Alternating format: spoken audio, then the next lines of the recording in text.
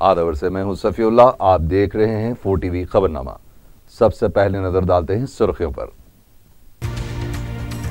Telangana agitation में हिस्सा लेने वाले फनकारों को हुकूमत की तरफ से मुलाजिमत और हेल्थ इंश्योरेंस की सहूलत देने वज़ीर आला का तयक़ुन।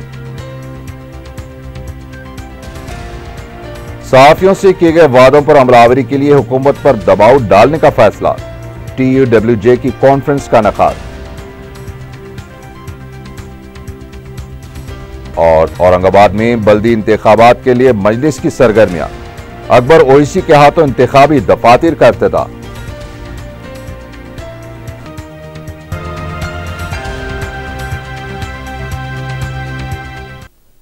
और अब खबरें तफसील से।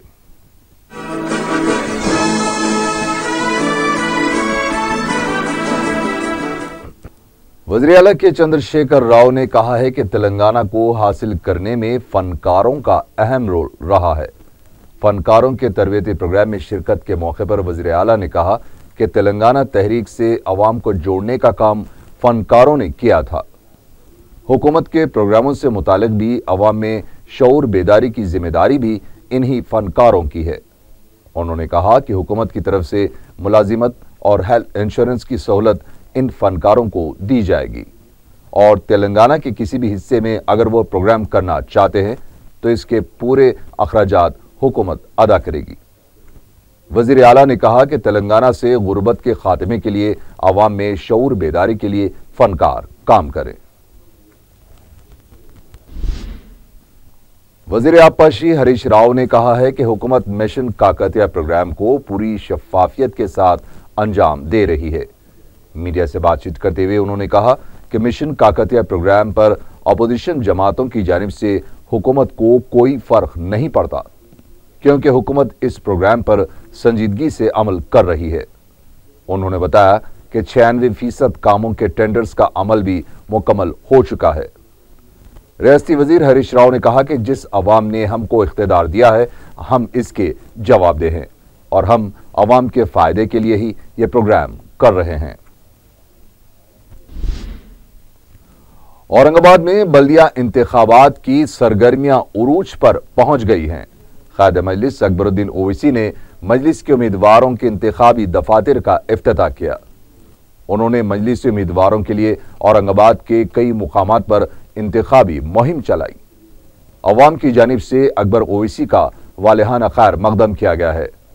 इस इंतखाबी मुहिम के दौरान अवाम से बेहतर रद्द-ए-अमल हासिल हो रहा है। अकबर ओवैसी ने मजलिस उम्मीदवारों के जलसे से भी खिताब किया। अकबर ओवैसी ने कहा कि अगर मुसलमान मुत्तहिद हो जाएं तो फिरका परस्तों के नापाक अज़ाइम का मुकाबला कर सकते हैं और फिरका परस्त ताकतों का मुंह तोड़ जवाब दे सकते हैं। उन्होंने कहा कि संघ परिवार हिंदुस्तान को हिंदू राष्ट्र बनाने के मंसूबे पर अमल पैरा है और मोदी की बीजेपी हुकूमत ने अवाम को फरेब दिया है। महाराष्ट्र के कागज के शेर जो सिर्फ महाराष्ट्र में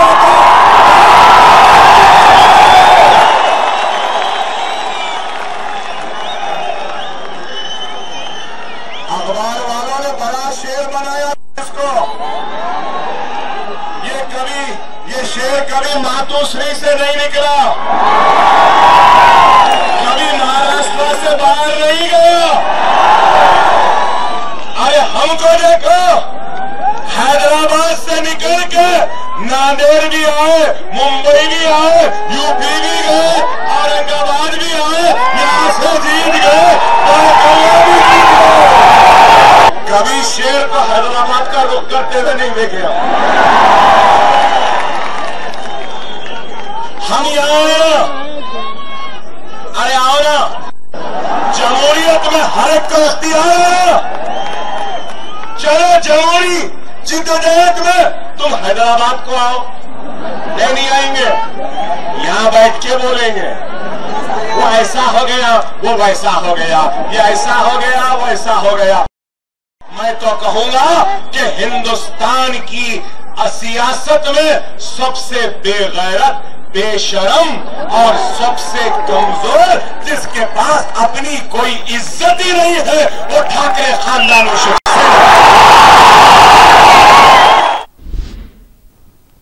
वज़ीर आला ने कलेक्टर्स कॉन्फ्रेंस के दौरान तेलंगाना में मुसलमानों की पसमानदगी का खुले अल्फाज में एतराफ़ किया है, लेकिन सवाल ये पैदा होता है कि आया वज़ीर आला साहब इस पसमानदगी को दूर करने में वाकई संजीदा हैं या फिर आने वाले बल्दी इंतखाबात के पेश नज़र अवाम को खुश करने के लिए और आलेर इनकाउंटर वाक़े के बाद आंसू पोंछने के लिए इस तरह का एतराफ़ कर रहे हैं। पेश है हमारे नुमाइंदे शमशुद्दीन फेरोज की ये रिपोर्ट। 2 जून को तेलंगाना की तश्कील अमल में आने के बाद KCR की क़ियादत में हुकूमत ने 2 बार 1 लाख करोड़ से ज़ायद का बजट पेश किया, लेकिन शायद अब वज़ीर आला को मालूम हुआ है कि तेलंगाना का मुसलमान आज भी पसमानदा है। वज़ीर आला तो इक़्तिदार में आते ही एक मुसलमान को डिप्टी चीफ मिनिस्टर बनाकर ये समझ बैठे थे कि मुसलमानों की पसमानदगी ख़त्म हो गई है और वो चंद दिनों में खुशहाल हो जाएंगे। किसी भी जलसे में हो या इजलास में सिर्फ SC ST BC और अक़लियतों की मजमूई पसमानदगी का जिक्र होता आया है, बतौर ख़ास मुसलमानों का जिक्र नहीं होता था। लेकिन कलेक्टर्स कॉन्फ्रेंस में वज़ीर आला अब एतराफ़ करने पर मजबूर हुए हैं कि मुसलमान इंतहाई पसमानदा है और हुकूमत के प्रोग्रामों में उनको नज़रअंदाज किया जा रहा है। 10 महीने के बाद कलेक्टर्स की रिपोर्ट देखने पर वज़ीर आला को ये महसूस हुआ होगा कि मुसलमानों के साथ कितनी नाइंसाफ़ियाँ हो रही हैं। अब सवाल ये पैदा होता है कि वज़ीर आला का ये बयान मुसलमानों के साथ हो रही नाइंसाफ़ियों का मुनसिफाना एतराफ़ है या फिर आलेर फ़र्ज़ी एनकाउंटर में 5 महरूस मुस्लिम नौजवानों को कत्ल करके मुसलमानों को जो ज़ख्म दिए गए हैं उन पर मरहम लगाने की कोशिश है। 14 साल तक तेलंगाना तहरीक के दौरान तेलंगाना की नाइंसाफ़ियों और गुर्बत का हवाला देने वाले KCR तेलंगाना हासिल करने के बाद जज्बाती अल्फाज के ज़रिए अवाम को बहला तो सकते हैं, लेकिन उनके दौरे इक़्तिदार में मुसलमानों के दिलों पर फ़र्ज़ी एनकाउंटर का जो ज़ख्म लगाया गया है उस ज़ख्म को नहीं भरा जा सकता। मुसलमान वज़ीर आला पर तभी एतमाद करेंगे जब वो फ़र्ज़ी एनकाउंटर के मामले में पूरी शफ़ाफ़ियत और संजीदगी के साथ सच्चाई को सामने लाएंगे और इंसाफ को यकीनी बनाएंगे और किसी के दबाव के आगे नहीं झुकेंगे। 2 रोज़ा कलेक्टर्स कॉन्फ्रेंस के दौरान वज़ीर आला ने अवाम को ये नहीं बताया कि उन्होंने गुज़िश्ता 10 महीनों में क्या किया है। कलेक्टर कॉन्फ्रेंस में कलेक्टर्स को नए प्रोग्रामों की फहरिस्त थमाते हुए फिर वही अपना पुराना राग अलापा है। गुर्बत का खात्मा, तेलंगाना के अवाम के चेहरों पर मुस्कुराहट देखने की तमन्ना और अवामी बहबूद हुकूमत के अव्वलीन एजेंडे हैं। 2 रोज़ा कलेक्टर्स कॉन्फ्रेंस का लुब्बे लुबाब देखा जाए तो पता चलता है कि इन 2 दिनों में हुकूमत ने आइंदा 3 महीने में किए जाने वाले प्रोग्रामों को ही क़तईयत दी है और इसी सिलसिले में सख्त अहकामात भी कलेक्टर्स को दिए गए हैं।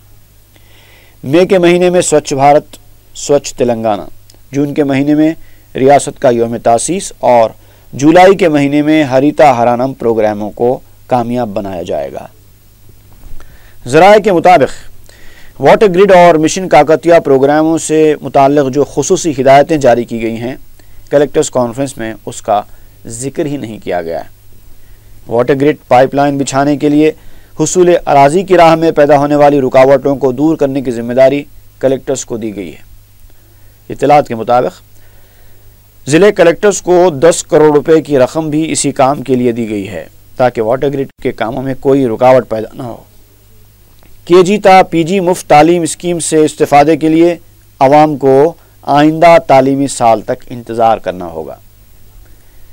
कलेक्टर्स कॉन्फ्रेंस के इजलास में शहरी तरक्यात पर भी ज़्यादा तवज्जो दी गई है क्योंकि वरंगल, खम्मम और हैदराबाद कॉरपोरेशंस के इंतखाबात का हुकूमत को सामना करना है। इसलिए शहरी अवाम को खुश करने के लिए कलेक्टर्स कॉन्फ्रेंस का बेहतरीन इस्तेमाल किया गया है। हुकूमत अब कचरे की निकासी के लिए अवाम को डस्टबिन फराहम करेगी और अवाम की सहूलत के लिए तरकारी और गोश्त के मार्केट्स के अलावा पार्क भी कायम करने की हिदायत दी गई है और घर घर बैतुल खला की तामीर के लिए भी हुकूमत ने मदद का ऐलान किया है। حسین ساگر کی صفائی کے لیے پانی کے اخراج کا عمل تو شروع ہو چکا ہے، لیکن دیکھنا یہ ہے کہ عظیم تر بلدیہ کے انتخابات سے پہلے حسین ساگر جھیل کی صفائی مکمل ہوتی ہے یا نہیں۔ خیر جو بھی ہو، KCR 2 روزہ کلیکٹرز کانفرنس کی حقائق سے سیکیورٹی کی بنیاد پر میڈیا کو دور رکھ کر حکومت کی خامیوں پر پردہ ڈالنے میں تو کامیاب ہو گئے، پھر بھی امید کی جا سکتی ہے کہ KCR نے کلیکٹرز کانفرنس کے ذریعے عوام کو جو پیغام دیا ہے وہ اس پر عمل کریں گے۔ یہ اور بات ہے کہ ایسے کئی وعدے وہ پہلے بھی کر چکے ہیں اور عوام بھی سن چکے ہیں، اور عمل کچھ بھی نہیں ہوا۔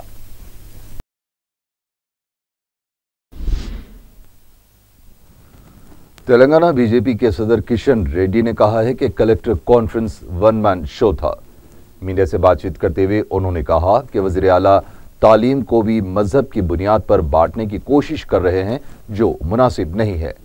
مسلمانوں کے لیے علیحدہ اسٹڈی سرکل کا اعلان افسوسناک ہے۔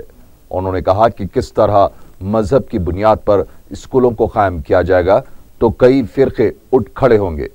انہوں نے کہا کہ وزیر اعلیٰ بنیادی سہولتیں فراہم کرنے کے بجائے صرف بلند بانگ دعوے کر رہے ہیں، اور کہا کہ BJP مشن کاکتیہ کے خلاف نہیں ہے، لیکن حکومت اس پروگرام میں عوام کو بھی حصے دار بنائے۔ Telangana state union working journalist کی پہلی کانفرنس منعقد ہوئی ہے، جس میں تلنگانہ کے 10 اضلاع کے میڈیا کے نمائندوں نے شرکت کی۔ اس کانفرنس میں نائب وزیر اعلیٰ محمد محمود علی، وزیر آبپاشی ہریش راؤ، تلگو دیشم کے دیاکر راؤ، CPI کے رویندر کمار کے علاوہ میڈیا نمائندوں کی کثیر تعداد بھی موجود تھی۔ اس اجلاس میں یونین نے فیصلہ کیا ہے کہ تلنگانہ حکومت نے جرنلسٹوں سے جو وعدے کیے تھے اس کو پورا کرنے کے لیے حکومت پر دباؤ ڈالنے کے مقصد سے ایک وفد کے ذریعے وزیر اعلیٰ سے نمائندگی کی جائے گی، بالخصوص ہیلتھ کارڈز، مکانات اور جرنلسٹوں کی بہبودی کے لیے اقدامات شامل ہیں۔ رجب المرجب کا چاند نظر نہیں آیا۔ مرکزی رؤیت ہلال کمیٹی صدر مجلس علماء دکن نے اعلان کیا ہے کہ کہیں سے بھی رؤیت کی اطلاع نہیں ملی ہے، لہٰذا جمادی الثانی کا مہینہ 30 دن پورا کرے گا۔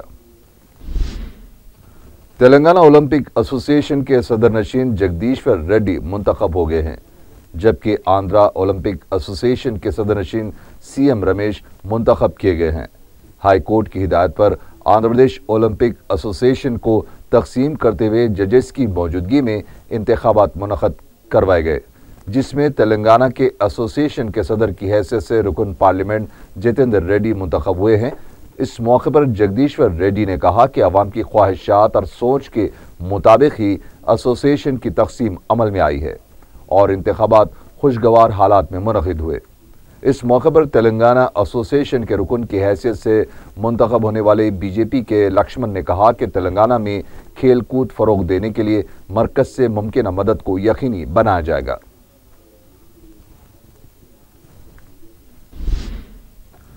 تلنگانہ MSET کے امیدواروں کو اطلاع دی جاتی ہے کہ پیر کی نصف شب تک درخواستوں کی جانچ کر لیں۔ JNTU کی جانب سے اطلاع دی گئی ہے کہ تلنگانہ MSET امتحان کے لیے جن امیدواروں نے درخواستیں داخل کی ہیں وہ اپنی درخواستوں کی ایک بار پھر جانچ کر لیں، اور اس میں تاریخ پیدائش، نام یا پھر کوئی اور غلطی ہو تو اس کی تصحیح پیر کے دن کر لیں۔ قدیم ملک پیٹ کے ایک شادی خانے میں حج 2015 و 16 کے عازمین کے لیے پہلا تربیتی کیمپ منعقد کیا گیا، جس کا نائب وزیر اعلیٰ محمد محمود علی نے افتتاح انجام دیا۔ اس موقع پر عازمین حج کو حج کے ارکان کے علاوہ زیارت مدینہ منورہ کے بارے میں بھی معلومات فراہم کی گئی ہیں۔ نائب وزیر اعلیٰ محمد محمود علی نے اپنے خطاب میں حکومت کی جانب سے عازمین حج کو فراہم کی جانے والی سہولتوں اور دوسرے اقدامات کے بارے میں تفصیلی روشنی ڈالی۔ اس موقع پر قاضی اعظم علی صوفی اور اقلیتی کارپوریشن کے MD جلال الدین اکبر بھی موجود تھے۔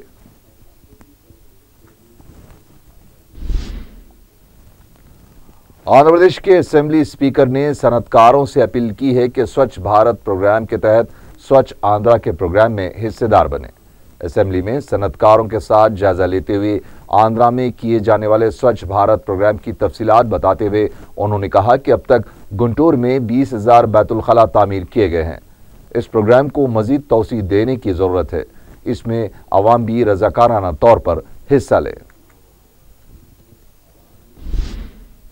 مجلس اتحاد المسلمین کی جانب سے اے سی گارڈز کے علاقے میں مفت ختنہ کیمپ کا اہتمام کیا گیا۔ اس موقع پر درجنوں کم عمر بچوں کی ختنہ کی گئی۔ گزشتہ 5 سال سے غریب افراد کے لیے سرما میں مجلس سے مفت ختنہ کیمپ منعقد کر رہی ہے تاکہ عوام کو سہولت حاصل ہو سکے۔ شہر میں برڈ فلو کے پھیلنے کی اطلاعات کے بعد عوام میں خوف کی لہر پائی جاتی ہے۔ اتوار ہونے کے سبب شہر کے مختلف بازاروں میں مٹن کی دکانات پر عوام کی طویل قطاریں دیکھی گئیں۔ ایک طرف جہاں چکن کی دکانات پر مالکین گاہکوں کا انتظار کر رہے ہیں تو دوسری طرف شہر حیدرآباد کے مختلف بازاروں میں مٹن کی دکانات پر عوام کی طویل قطاریں دیکھی جا رہی ہیں۔ برڈ فلو کے پھیلنے کی اطلاعات کے بعد عوام مٹن کو ترجیح دے رہے ہیں، جس کے سبب مٹن کے علاوہ مچھلی کی قیمتوں میں بھی کافی اضافہ ہو گیا ہے۔ برڈ فلو کے پھیلنے کی اطلاعات کے بعد چکن اور انڈوں کے استعمال میں کمی ہو گئی ہے۔ مٹن کی دکانات کے مالکین کا کہنا ہے کہ برڈ فلو کی اطلاعات کے بعد ان کے کاروبار میں اضافہ ہو گیا ہے۔ وہیں دوسری طرف آل انڈیا پولٹری ڈیولپمنٹ اور نیشنل ایگ کوآرڈینیشن کمیٹی کی جانب سے اخبارات میں اشتہارات شائع کرواتے ہوئے عوام کو احساس دلانے کی کوشش کی جا رہی ہے کہ چکن اور انڈے کو 100 تا 150 ڈگری پر پکایا جائے تو برڈ فلو کے اثرات نہیں ہوں گے۔ چرلاپلی جیل میں دوسرے دن بھی قیدیوں کی تلاشی لی گئی۔ تلاشی کے دوران 4 سیل فون، 2 سم کارڈز برآمد ہوئے ہیں۔ اس کے بعد قیدیوں کے رہنے کی جگہ پر خصوصی نظر رکھی جا رہی ہے۔ جیل کے ڈی جی کے دعوے کھوکھلے نظر آتے ہیں۔ ڈی جی نے کہا کہ حیدرآباد کی جیل کی مثال سارے ہندوستان میں نہیں ملتی۔ انہوں نے رشوت کے خاتمے کا بھی دعویٰ کیا تھا، لیکن بار بار قیدیوں کے پاس سے فون اور سم کارڈز دستیاب ہونے کے واقعات ان کے دعووں پر سوالیہ نشان لگا رہے ہیں۔ عثمانیہ یونیورسٹی پولیس حدود میں سیتاپل منڈی میں پولیس نے 200 عملے کے ساتھ کارڈن سرچ کیا۔ ایس زون ڈی سی پی رویندر کی قیادت میں یہ کارڈن سرچ کے دوران مشتبہ گاڑیوں کو ضبط کرنے کے علاوہ ایفلو یونیورسٹی کے بیرونی طلبہ کی تفصیلات اور ان کے دستاویزات کا بھی جائزہ لیا گیا۔ ڈی سی پی رویندر نے بتایا ہے کہ اگر کوئی شخص مشتبہ پایا جاتا ہے تو اس کو حراست میں لے کر تفتیش کی جائے گی۔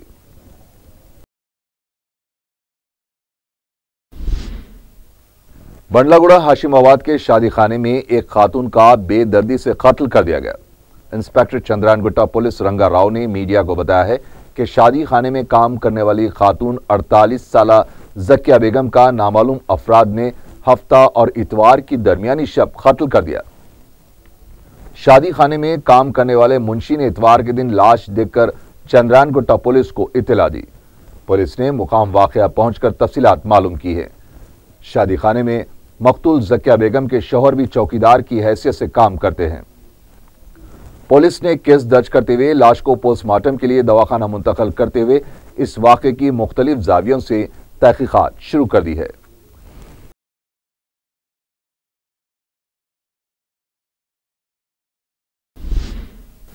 درسگاہ جہاد و شہادت کی جانب سے مبینہ انکاؤنٹر میں ہلاک ہونے والے وقار الدین اور ان کے 4 ساتھیوں کے قتل کی تحقیقات سی بی آئی کے ذریعے کروانے کا مطالبہ کیا گیا ہے۔